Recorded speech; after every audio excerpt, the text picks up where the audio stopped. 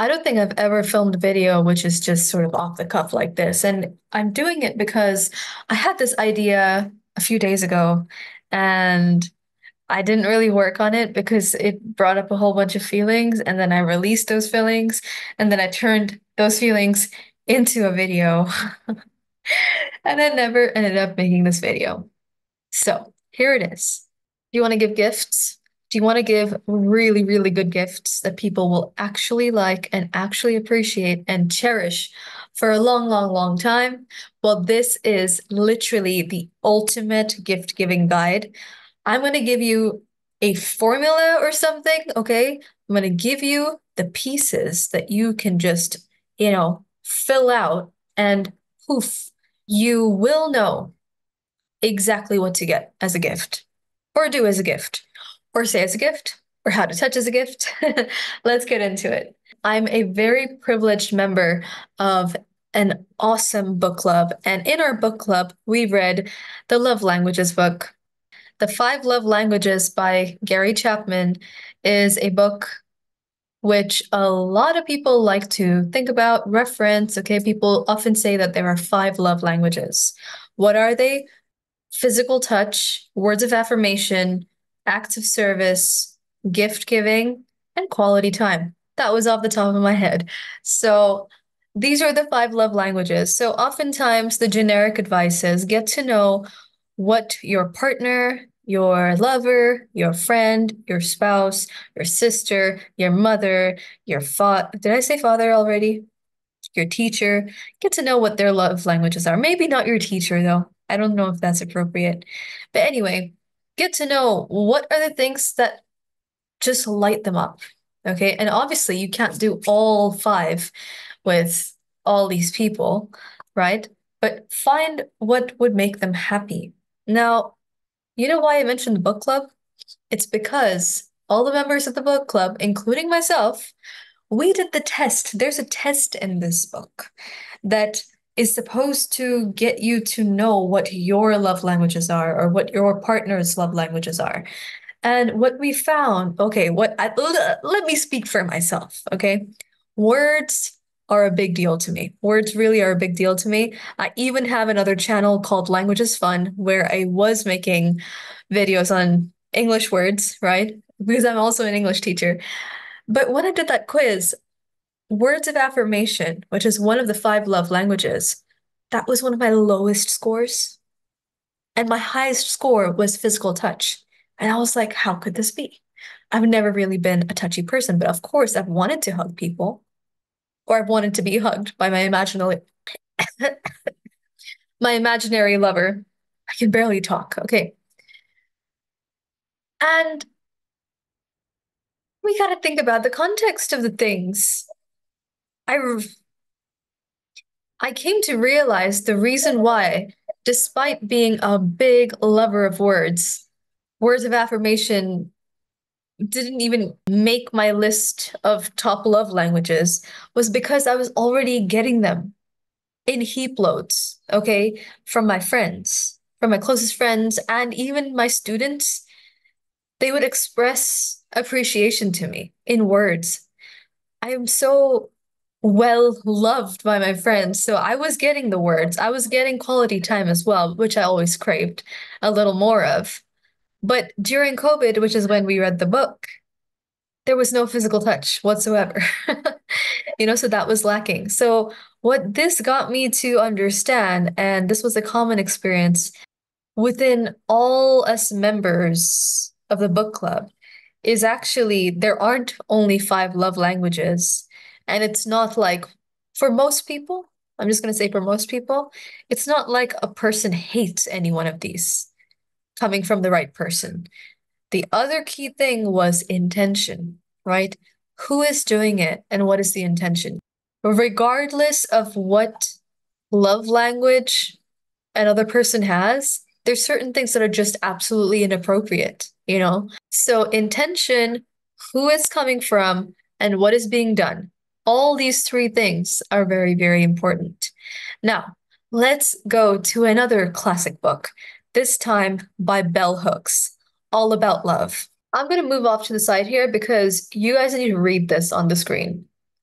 Love is a combination of care, commitment, knowledge, responsibility, respect, and trust.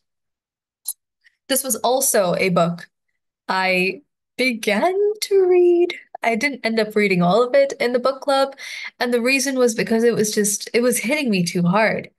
Because I realized my definition of love and my expectations of love were just so limited. They were so limited. I thought love just meant care. The best love I was shown was by my father, and he cared for me a lot. And I thought, like, that's it. Like, if I could find someone, or if I could have that in all my relationships, just people caring for me. And then it's like, what? It's supposed to be care and commitment and knowledge and responsibility. And then on top of it, respect and trust. Oh my gosh, it's like, have I ever been loved? Do I even know how to love? It was really, really overwhelming. I'm gonna calm down now. Now, why am I mentioning this? Because in this ultimate gift giving guide, I'm thinking about giving gifts as a means of expressing love, not to manipulate someone else, which a lot of people do. People give gifts to manipulate other people, not as a way to show a person, oh, look, like, I love you, so you must love me, manipulation, or to show off wealth. People gift for that reason. Or even, and this is one of the things I hate the most, just to stick to some traditions, right? No, it's meaningless. I mean, if it's hurting your wallet and your soul, don't do it. Just don't do it. Don't spend money on things that you don't have to be spending money on, okay? So remember, a gift, five love languages. Gift giving is only one of them, okay? So we're going to open up the meaning of gift to something that may be non-material. Because there are people who don't like receiving material gifts. I am one of them. Having said that, I love to receive food. I really love to receive food. And were I not traveling for the last 3 years, too long, I also used to like giving plants, and especially indoor plants that are hard to kill, such as succulents or the snake plant, also money plant, which grows in water. These three plants, if I had my own home, I would love to receive these as gifts, right? So even being a person who doesn't like material gifts, there are exceptions. Get me a non-nutty, non-dairy brownie. Like, I'll be happier than I can even express. I'm gonna be so happy. Anyway, so when you're getting a gift, if you want it to be the ultimate gift, forget about getting, right? That sounds like a material thing.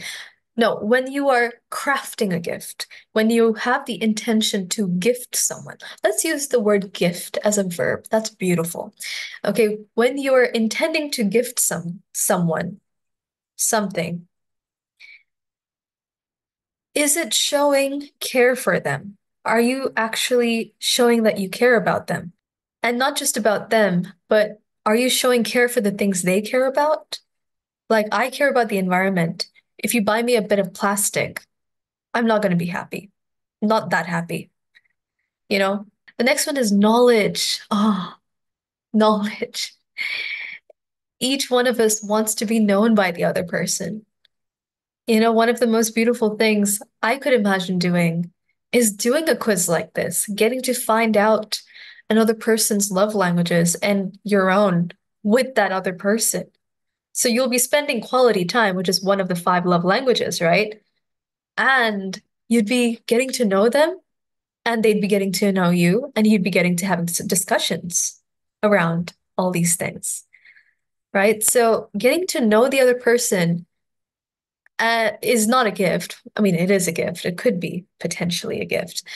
But what I mean to say is, if you're intending to gift someone something or your time or whatever it is, are you doing so while knowing what they might like? Do you know them well enough to know what to gift them or how to gift them? The next one is responsibility. I'm not really going to touch on this one right now because this has to be very carefully worded, and I'm not going to do that right now. And then the last two, my favorite ones, actually they all should be my favorite ones, but respect and trust. And the reason why these are my favorite is because a lot of people in a lot of relationships don't gift the other person something with respect and trust and knowledge and care in mind, especially. Okay. Let me give you an example. Let's say it is a person's birthday and their parents decide to gift them books that would help them in their education or their career. Okay. Yes, potentially a thoughtful gift. But is that what this person actually wants? Or is that like a way of pressuring the kid to study harder? You know, I'm not saying that every child would find that gift to be disappointing, but if it's a child's birthday, okay, are they keen to really get nonfiction books on how to wake up early in the morning or whatever else? Like that's a solution to a problem the parent perceives, right?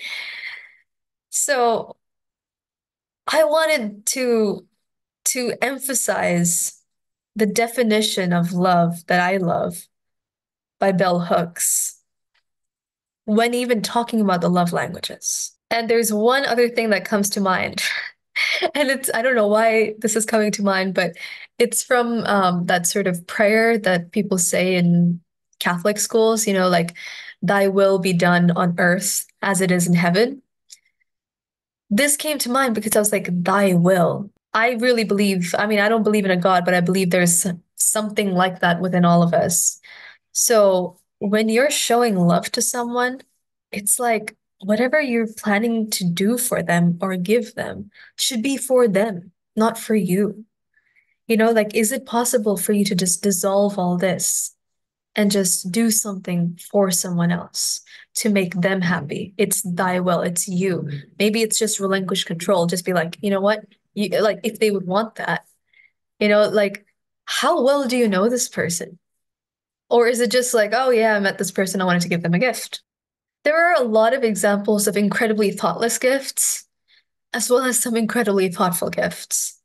There are gifts I carry to this day with me, even as I go around traveling. Actually, these earrings were a recent gift. I love them. These tarot cards, a gift. Where's my notebook? I just got my diary. There's nothing bad written on it, it just blurred.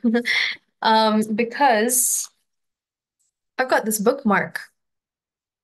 This was given to me by a friend, and you could see the ballpoint has pretty much faded off. It's not blurry, it's actually that bad, that I wouldn't say badly faded. This is that old. I got this from a friend in high school. I must have received it when I was 14 or 15. I still have it to this day. I am nearly 29, okay? And I still use it. It's my one bookmark that I keep with me because I love this person so, so, so much. And this was something that was available to us in our library for free. Anyone could have just picked one up. But she wrote me something special on the back, just a line. It means so much to me.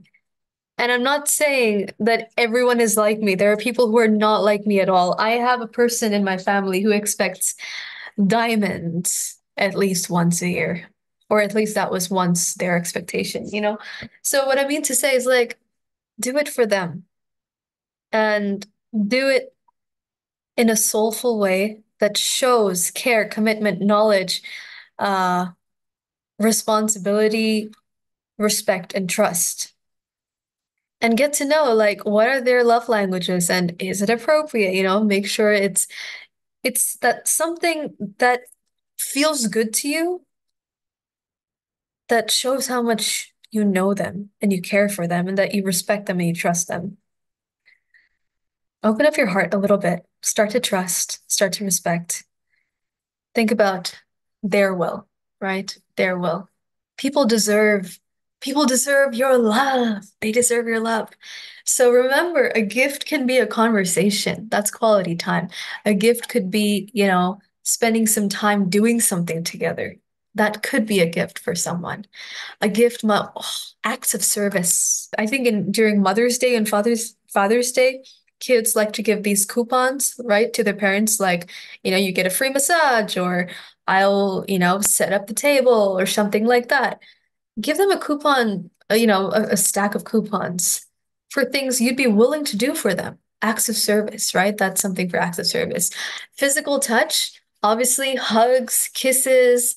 I even saw a weighted blanket or something soft and cuddly. For the right person, that could be the right gift. Okay, what else is left? Words of affirmation, come on. Words of affirmation. Tell them how much you love them. Make a video about how much you love them. Share that with them privately. I think my next video is probably going to be free things that you could gift a person, okay? Because this channel also talks about money. You can look at my previous videos on that. So I'm going to conclude this here. Thank you for watching. I hope you've gained something. And thank you for listening to me. I love you very much. Take care. And I'll see you in my next video. Please subscribe. That would be a wonderful gift you could give me. All right, hearts. Bye bye.